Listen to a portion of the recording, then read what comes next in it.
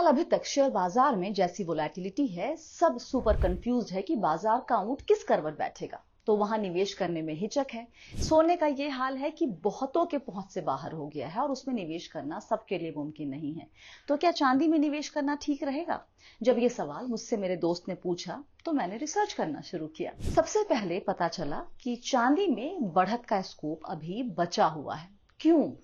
क्योंकि silver market पिछले 3 से 4 साल से डेफिसिट में है, यानी जितनी सिल्वर की टोटल सप्लाई है उसके कंपैरिजन में सिल्वर में डिमांड ज्यादा है। लास्ट ईयर 1015 मिलियन आउंस का जो प्रोडक्शन हुआ है उसके सामने 1160 मिलियन कंजम्पशन है, यानी on an average 140 million ounce की मार्केट में डेफिसिट है।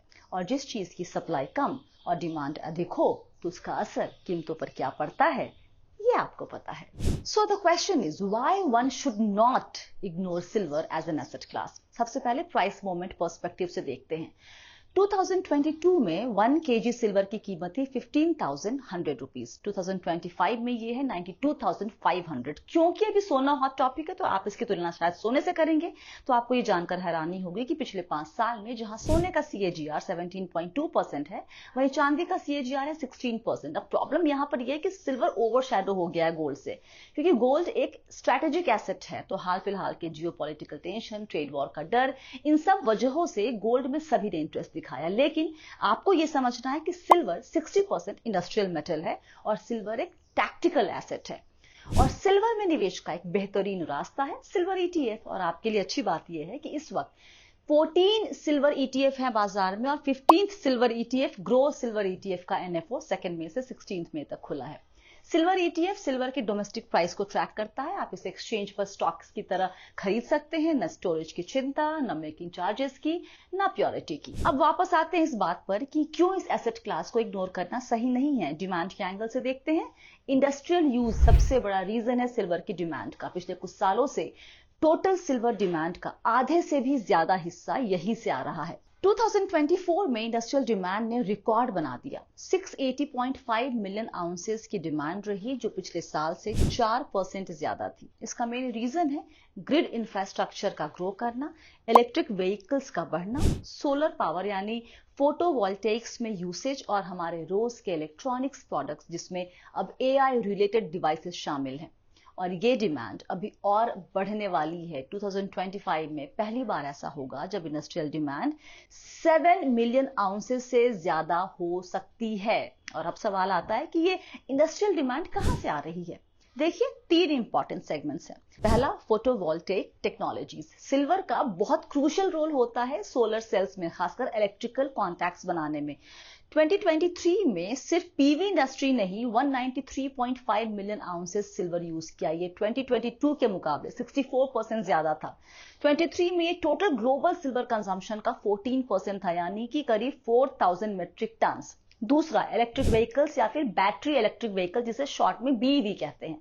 इलेक्ट्रिक व्हीकल्स में सिल्वर की जरूरत बहुत ही तेजी से बढ़ रही है और BEV में तो और भी ज्यादा। इसका रीजन है सिल्वर की कंडक्टिविटी, कोरोजन रेजिस्टेंस और ड्यूरेबिलिटी। हर BEV में 25 से 50 ग्राम सिल्वर लगता है, जो ट्रेडिशनल पेट्रोल डीजल वाली गाड़ियों से 1.5 से 2 गुना ज्यादा है। 2025 तक ऑटोमोटिव इंडस्ट्री लगभग 80 to 90 मिलियन आउंसेस सिल्वर हर साल कंज्यूम करेगी, जो 2021 में 61 मिलियन आउंसेस थी। और जैसे जैसे व्हीकल्स और स्मार्ट बनते जाएंगे, इलेक्ट्रॉनिक्स और सेफ्टी सिस्टम की कॉम्प्लेक्सिटी की वजह से सिल्वर की रिक्वायरमेंट और बढ़ेगी। तीसरा, हाईटेक और AI बेस्ड इक्विपमेंट। AI का जितना ज्यादा यूज बढ़ेगा उतना ज्यादा सिल्वर का यूज बढ़ेगा। AI बेस्ड डेटा सेंटर जिनमें हेवी इलेक्ट्रिसिटी और हाई परफॉर्मेंस कंप्यूटिंग की जरूरत होती है, वहां silver electrical contacts, switches, capacitors, इस तरह की चीजों में काम आता है। AI हेल्थ केयर डिवाइसेस जैसे स्मार्ट वेयरेबल्स, डायग्नोस्टिक इक्विपमेंट, उनमें भी सिल्वर यूज होता है, क्योंकि इसकी कंडक्टिविटी और एंटी माइक्रोबियल प्रॉपर्टीज बहुत यूजफुल हैं। तो ये 3 सेगमेंट्स हैं जहां से सिल्वर की डिमांड बहुत स्ट्रांग बन रही है। और ऑनेस्टली, दो I don't fall into young generation category, but even I like silver jewellery more than the gold one. और वजह बताऊं कि क्यों सिल्वर की जगह बनती है आपके पोर्टफोलियो में? Okay. Silver has relatively low historical correlation with equities। जनवरी 99 से लेकर जून 2022 तक का एक कॉम्प्रिहेंसिव स्टडी है और उसके मुताबिक सिल्वर और डेवलप्ड मार्केट इक्विटीज के बीच कोरिलेशन करीब 0.4 था। वहीं इमर्जिंग मार्केट इक्विटीज के साथ ये कोरिलेशन करीब 0.5 है। इसका मतलब ये हुआ कि सिल्वर और इक्विटीज अक्सर एक साथ मूव नहीं करते, यानी कि इनकी प्राइस मूवमेंट्स अलग अलग होती है, इसलिए सिल्वर को एक अच्छा डाइवर्सिफायर माना जाता है।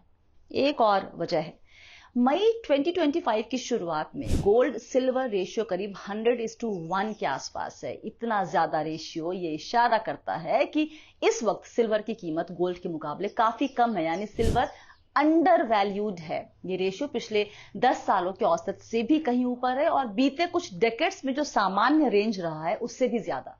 अगर ये नॉर्मलाइज होता है, जो होगा, तो सिल्वर में अपसाइड पोटेंशियल ज्यादा हो सकता है कि चांदी जैसा रंग है तेरा, सोने जैसे बाल, एक तो ही धनवान है गोरी, बाकी सब कंगाल।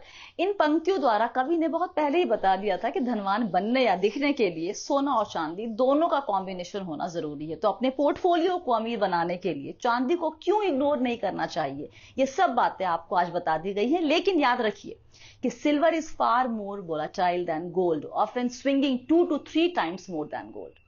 अब अगर कुछ डाउट और सवाल है तो कमेंट करें या व्हाट्सएप करें या ईमेल, सारी जानकारी आपके पास होगी, आपकी स्क्रीन पर और डिस्क्रिप्शन बॉक्स में भी मिल जाएगी।